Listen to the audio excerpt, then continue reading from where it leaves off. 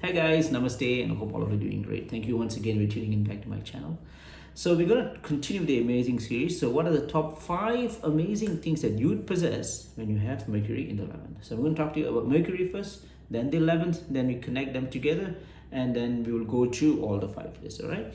So now first, most important thing to understand is that the house and the graha must be in a very dignified state. Right, it should not be in a bad position, right? It must be have in a very good state, in a very dignified state, right? So if they are, which means if it's in a perfect condition, then Mercury in the 11th will give you all these 5 qualities. Now before that, let me talk a little bit about what Mercury is. Now Mercury is the graha for intelligence which you have developed from learning things, intelligence that you've acquired from your knowledge, right? From experiences that you've gathered, and all these things put together is Mercury. In other words, it is personification of your understanding of this world, right? Without the more you have, of course, the smarter you'll become, and you'll weave through this life in a more efficient way. You reach your goal in a more efficient way, right? So Mercury is that. It gives you the qualities, the wisdom, the discretional qualities on how to tackle a problem, how to tackle life itself. That's a little bit, guys. I know you can go on hours talking about Mercury, right? Or any other grahas for that matter, but this is just it may not be the gist, but just a little bit for you to understand what Mercury is.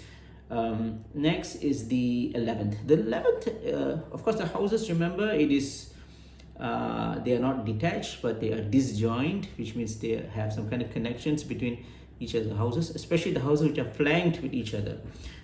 For 11th, the one which is flanked is 10th and the 12th, right? So the influence is strong from the 10th and the 12th, right? Now the 11th is the house of the fructification. What from your efforts would it be futile or fruitful? You've put a lot of efforts in the 10th house, okay, for you to gain something. The sacrifice that you have done, is it going to be fruitful, right? That is seen in the 11th house, which is why it's called as the Lahava, or house of gains. Now before going into that, I also want to a little sidetrack here that these houses and grahas and the entire Vedic astrology chart, if you look at the genesis of it, it is used to see how a person can improve his or her life spiritually. All right, it's got nothing to do with buying house or academic pursuits and all that. It is whether a person is in the right path of dharma. Is he on the path of righteousness and virtue? And all the houses would have only towards those connotations, those associations. It's everything to do with spirituality. But of course, later people like Sage Brigu and all that came, and a contemporary of Sage Parashara thought that not only for spirituality, but we could also use these charts to gain understanding about our life, our physical life, right? But then the problem is many don't use that. Many don't use this charts for spirituality. They only use it for physical, whatever we need as part of mainly is money, health, and relationships mainly, right? But I want you to understand that. Okay, please understand that these charts were initially created for spirituality. So if you want to be an astrologer, or if you're an aspiring astrologer, then you must understand from that point of view, from spiritual point of view. All right, only then all this will make sense.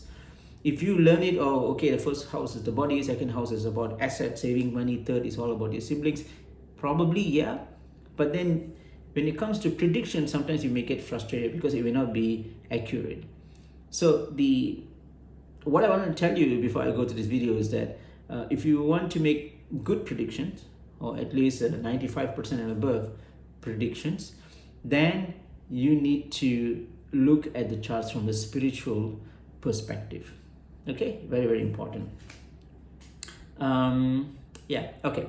So that's about the 11th house of fructification, or house about your gains from whatever efforts that you put from the 10th house. Okay, so what happens when these two comes together? 5 things. Number one is your mindfulness. Okay, mindfulness means what? It means that how you perceive success.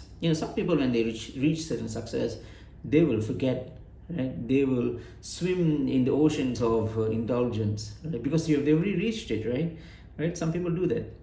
For example, if you're in a diet plan, you've lost weight, you have shed some kilos, so you have reached the brim of success in that endeavor, in that effort, all right? And what happens after that? You put on weight again, because you do not you forgot what was the main reason why you started all, right? You just forget that part, and that is a common problem. Forgetfulness is a disease that all of us carry, right? So Mercury keeps us remembering all that. It reminds us, okay, why did you reach success in the first place? Why did you study in the first place? Discretional, all right? And that mindfulness of why you reach success is very important, because you lose it. All right, success is so it's volatile, right? So Mercury gives us that it's a reminder. Okay, remember why you are here, right? It's the amount of work that you have put, right? That is why you're here. So don't forget that. That's what Mercury is trying to say. Mindfulness. Second thing is innovation. When you are, when some people, if you notice, when they are when they have reached success, when they are enjoying the fruits of success, they will forget that it needs to be sustained. It needs to be maintained, right? And to do that, one needs to be innovative. Okay, let me just give you an example, because success is subjective. It's just not money. It's just not career. Right? Say relationship, husband and wife relationship, couples, right? Very loving, very nice. Okay, but then does it stop there? It should not.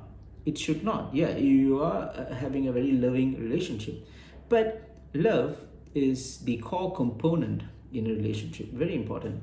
But does it guarantee success in a relationship? No, it doesn't. It does not. Relationship requires expression. Okay, if you love someone and if you don't express it, then you're going to have problems, because it needs that expression is required. So Mercury is that expression part of everything is success. So back to the relationship example, if you express your love to your spouse, right, not just keeping it within you, but giving it out, saying that, okay, this is how, probably some romantic dinner or whatever, right? You can be creative about that. So that innovation, that creativeness is one of the core reasons where people actually maintain their success. And that's where Mercury comes, right? Innovation and creativity. So first we understood it was mindfulness, second is it's innovation, and third is purposeful. The 11th is useless without a purpose, because you think about it, if you don't know why or what to look for, if you don't have an ambition and goal, right? And how can you celebrate success if you don't know what is it in the first place? Some people have this. Some of my clients, right? When I talk to them casually, when I talk to them, hey, so what are your plans? What you going to do? Nothing much, right? You just go to work, come back, or maybe I have some business going on. That's it. What about future plans? Nothing, right? So Mercury gives us that purpose. Okay, so I'm doing this because of this. Okay, I have a reason why I'm doing it, and that reason manifests into purpose. So Mercury gives a person in the 11th great purpose on what needs to be done. All right. So the success is bound by that. So when you reach success, when you're at the zenith of success, when you're at the brim of success, you will hold it dearly to your heart, because you know how hard it was, and because it's bound to that purpose. You understand, right? Okay. So these are that's the third one. The fourth one is sacrifice. Very, very important. Sacrifice. When you want to attain success, right, especially it's Mercury in the 11th, you need to understand that you need to let go certain things that you love. Okay, the things that you really love doing, you have to put it aside, right? The 6th house has this quality as well, right? The house of sacrifice. The 11th also has that. It shows how much sacrifice are you going to take in order for you to attain your goal. Okay, a very, very important thing. That's the fourth. The fifth, and certainly not the least, is the fearlessness. All right, now I want you to really think about this concept. All right, how to get rid of fear is by being curious. Right, I want you to ponder over this. Hit the pause button right now. I want you to really think about this. Okay, say if you're scared of the water, if you're scared swimming, for example, right? It's the water. It's a very scary thing, right? And I've done over 100 or maybe even 1,000 analysis on clients who have fearful of water, right? And how do you get rid of any kind of fear? I'm going to give you a tip here, is being curious. When you're curious, say it's water, for example, probably if you're curious about it, one day you're just going to touch it, the other day you just put your feet into it, and eventually you get, okay, this is what is it all about. There's nothing there. It's just water. If you're not curious in the first place, you wouldn't have got away from fear. Fear would have been very close to you, right? So curiosity actually kills fear. This is my own point of view. I think it makes sense. Over the years, I've been applying this to my clients and to myself personally. So Mercury is highly curious. You all know that, right? It is part of its innate quality, its guna, right? Its temperaments. One of it is being curious, right? Unpredictable sometimes. Curiosity. And the curiosity always gets rid of fear, right? So very fearless people who have Mercury well positioned in the 11th house. So that's the top 5 qualities, amazing qualities that you'd have when you have a well positioned Mercury in the 11th house. So guys, I hope you enjoyed the video. Now, if you find this video informative, please share with your family and friends. I'll be posting new ones very soon. Take care, guys. May God bless all of you. Namaste.